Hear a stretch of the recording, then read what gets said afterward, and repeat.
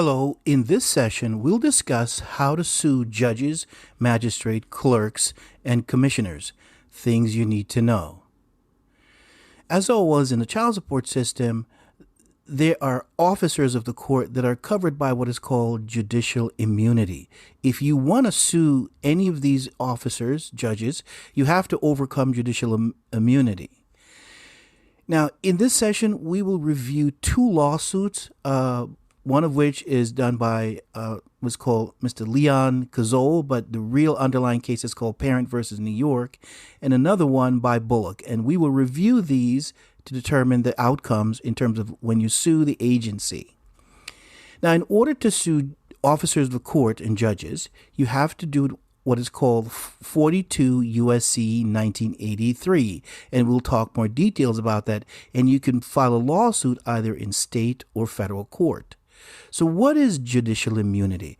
Well, there are two types of judicial immunity. There's absolute immunity or qualified immunity. Absolute immunity is where a judge who's been confirmed for life, you cannot remove them or cannot file a lawsuit against them. And qualified immunity have certain criterias. Now, in order to sue an officer of the court, you only two criterias, and that is, one, they must deprive you of a certain right secured by the Constitution or laws, federal or state, as well as the defendant must be acting under the color of law. Yes, under the color of state law. So here's a short quiz. A bankruptcy judge was created by the Act of 1978 called the Bankruptcy Laws, and a bankruptcy judge is appointed for 14-year terms. So here's the question. Is a bankruptcy judge covered by absolute immunity or qualified immunity? The answer is they're covered by qualified immunity, not absolute immunity, because a bankruptcy judge is not an Article 3 judge. Hello, my name is Chris. And in this session, we're going to talk about what are the techniques you should know if you were to sue judges, magistrates, and clerk in the child support program, and how to protect your rights. As always, we cover our non-lawyer maxim. We're going to get a little bit more details as to the laws itself, and so here's the disclaimer, okay? No state shall convert a liberty into a license or charge a fee thereof, as well as the practice of law cannot be licensed by a state. As we review these cases, preview it as we're going to teach and show you what needs to be done. In other words, we're providing education. Also, we ask for your support of this channel. We bring you many videos, and we ask for a small donation, whether it's via PayPal or a Cash App. And any amount will be enough for us. At this point, we'd like to thank all of you who've listened to us on our podcast. Yes, the Child Support Made Simple also is available on podcasts, Spotify, Amazon, Apple, any of your favorite podcasts. If you haven't had an opportunity to see a video on our channel called Father Filed a Lawsuit and Won, you can check that video out as well. It goes along with what we're going to be discussing this episode. So let's start off with first filing a lawsuit. The code 28 U.S. Code 1654, and it reads, in all courts of the United States, parties may plead and conduct their own cases personally or by counsel by following the rules respectively and manage their cases. Yes, you can file your lawsuit without an attorney. Again, this is not an issue of whether you should have an attorney or not have an attorney, but the code allows you to file your own 1983 case. However, the courts cannot force you to use an attorney. The law says that even though it allows for you to have a right to have counsel, the courts cannot force you to have counsel. And that's case law is State versus Penderville, as well as Moore versus State of Michigan. That is, if you were to file a 1983 case, the clerks and the justices cannot tell you, well, you need to have an attorney in order to do that. Again, that is false. We have a video called Your Right to Access the Court and Win Without an Attorney.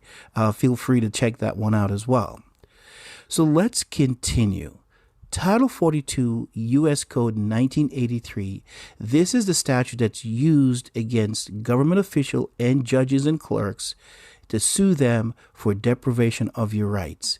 And the first part of it reads is, every person who's under the color of any statute, ordinance, regulations are subject to the citizens of the United States if you deprive them of your rights. The second piece of the code is, in any lawsuit brought by a plaintiff must prove that she has been deprived of a right secured by the Constitution and the laws. Those are the two things. And the defendants, which are the judges and clerks and magistrate, must be acting under the color of state law. So we have a template called The Color of Law. It's also another video you can check out as well for more as to what the color of law is. So let's look into this more. Many people in the media says, well, if you're going to sue a judge or any one of the officers of the court or law enforcement, you have to bring a federal 1983 case. That is not true. And we've said this on this channel over and over again. Justice Stephen delivered the opinion of the court. It says that the federal system of government, our federal system, state as well as federal courts have jurisdiction over suits brought by 42 U.S.C. 1983. That is it. I've heard news that says, well, you should have brought your case in the state court. You should have brought it. It doesn't matter. It's the 1983. It's the process that is more important, not the venue. And so in this case, Keith versus Haywood, they discussed that option. So what is important when you bring a 1983 case? It's jurisdiction and venue. That is, the courts must have jurisdiction, which is either state or federal, to hear the matter, as well as the venue. And that is called standing. As long as you have standing, you can bring a lawsuit. Now, what about the cost? Again, legal strategies are not inexpensive. However, there's one remedy. You can file for what is called a poor person status. That is, the court grants you what is called a forma papyrus. It's a statute, it's a status that says if you're unable to pay the fees of the court, then you can apply and have those fees waived. And that is 28 U.S.C. 1915, Section A1. And so it's an application that you put in when you file your lawsuit. Again, they can accept or deny that or grant that. So let's look at, for this video, this presentation, we're going to review two case laws. There's many, but these two are what we call precedential. They set the premise for lawsuits. Now, this one's called Parent versus the state of New York. And in this episode, in this lawsuit, they sued everyone. They sued the judges, the clerks, the lawyers. Everyone was sued, and this highlight why we want to review this case is that, by the way, they did not win this case, but the reason why I use this is that this points to what you need, the elements you need for your court case. It's like anything else, correct? If you learn what not to do, then you end up learning what you should do. In that lawsuit, they talk about what's called a private individual liability. And it says this: a private individual may be subject to a 1983 liability if he or she willfully collaborate with an official state actor and deprive you of federal right. And there's an agreement between the state actor and the private party. The reason why I like this section is this applies to your employer. Let's take a couple of minutes and talk about this. You can sue your employer under a 1983 because why? They have agreements with the child support agency and the courts to deprive you of your hard-earned income. And the case law, one of them is Cambrella versus County of New York and Dewars versus City of New York. So you can sue. Now, I'm not saying that you should go out and start suing your employer because there's an income withholding order. There's better ways to do it. However, if you were terminated as a result of your inquiry regarding your income withholding order, well, this is a remedy for you. And we'll talk more about your employer as it relates to child support. So here's the statute, 45 CFR 303.100. This is where the state child support agency is allowed to what is called issue income withholding orders. And this you can apply, as we said, a right to sue them under 1983. In this other scenario, you can use the case law Lugar versus Edmondson. We did a video called The 5 Lawsuits, in which we cover the different state actors that you can sue for your child support case when you are deprived of your rights. We point out that the employer falls under that, so you can review the remaining categories in which to bring a lawsuit against state officers. So now let's look at the Bullock case. Again, this is Northern District, and it's Sondelie Bullock versus the commissioner and the agency. This particular case focuses on bring a lawsuit against the county. So let's talk about this for a second. Okay? You can sue judges, commissioners, and clerk, but also, can you sue the county and the state? Well, in this lawsuit, they did that. They sued both the county defendants as well as the county itself. And they use part of the 1983 law called Monell versus the City Department of New York. And they call that the Monell case. And they use a specific case law called Ex parte Young. Now, you can review that. It's a little small on the screen, but that's okay. This, we're bringing you to understand it. So you can sue the county under that statute. So let's talk about, now that we know that we can sue judges, clerks, and the counties and county employees, well, how do you do that? Now, let's look at what is required in your lawsuit, in the writing of your lawsuit and drafting of your lawsuit. This, of course, is educational. You can review what are the elements of a lawsuit. So let's review what is called Federal Rule 8. This is very important. It states here that a complaint shall contain short, plain statement of a claim showing that the pleader, which is the plaintiff, is entitled to relief under this procedure. Why is this important? I've talked to many people about they want to file a lawsuit against a judge or a magistrate, but then when I ask them, can you explain what happened, when it happened, and who did it to you? Many people say, well, I'm not sure. See, this is a requirement. You cannot just create what is called blanketed statements under Rule 8. Also, second, you need to demand relief. What is it you're asking in your lawsuit? You can't just say, well, I just want to sue and, I just want to hurt them. That's not going to work. You need a specific relief.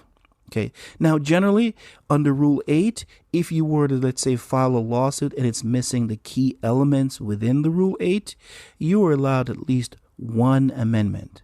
And the case law that follows the rules of Civil Procedure 8 is Hudson versus R2s. The next rule that your lawsuit should have is called Procedural Rule 10. It requires the plaintiff in the complaint to have numbered paragraph which should recite as practical and identify a single circumstance. Yes, that is, you cannot write in a lawsuit, well, I came to court and the judge just violated my rights the whole time I was in the room. That is not sufficient for your lawsuit. And if you have that as you're writing your lawsuit, you need to break it down, what is called single set of circumstances. And you can give plenty of example of that, such as I asked for a motion to continue the case and the judge denied that motion. Again, specific. Now, unfortunately, under Rule 10, if the court feels that you have not detailed your grievances in the lawsuit, the court has the authority, what is called sua sponte, to dismiss your complaint or strike that part of the complaint for redundancy or it's immaterial.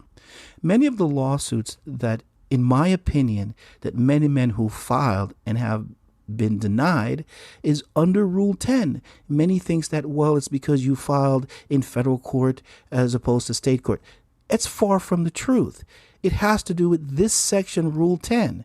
You have to pay attention to Rule 10. You must have a clear, specific incident, and it must be recited in the simplest term possible. So next, we're at this level. We have the judicial immunity that you have to overcome while you're filing your lawsuit. And you have to defeat what is called motion to dismiss. The defendants, which are the judges, commissioners, will use what is called motion to dismiss. Now, at this part of the video, I'm going to appeal to the audience and all of our subscribers, and thank for subscribing.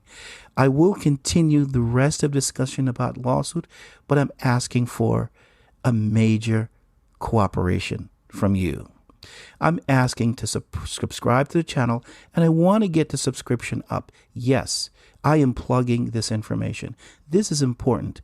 There are 13 million child support cases that are active in 2019. That was the last time they compiled the data.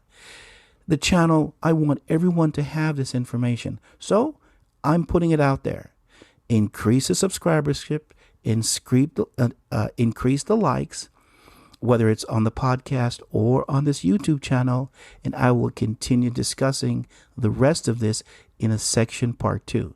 Now, many of you are going to say, "Oh, he's just trying to get views, and you just want to, blow up the channel." The answer is yes, because this is important information.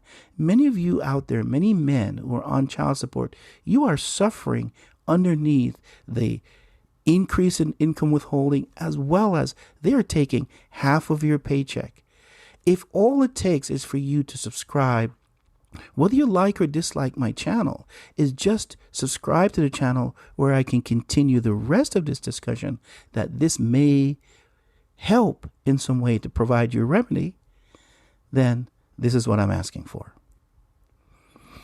Also, feel free to support this channel. I accept donations, whether via PayPal or Cash App. And as a reminder, we also have this on podcast as well. So I repeat that I'm looking for, increase our subscribership. As you know, there's the maximum law that says ignorance of the law is not a defense. And that case law is State versus Miller. That is, if you're attempting to sue judges and magistrate, you have to know the rules and the law. And this brings us to the end. And thank you for joining us.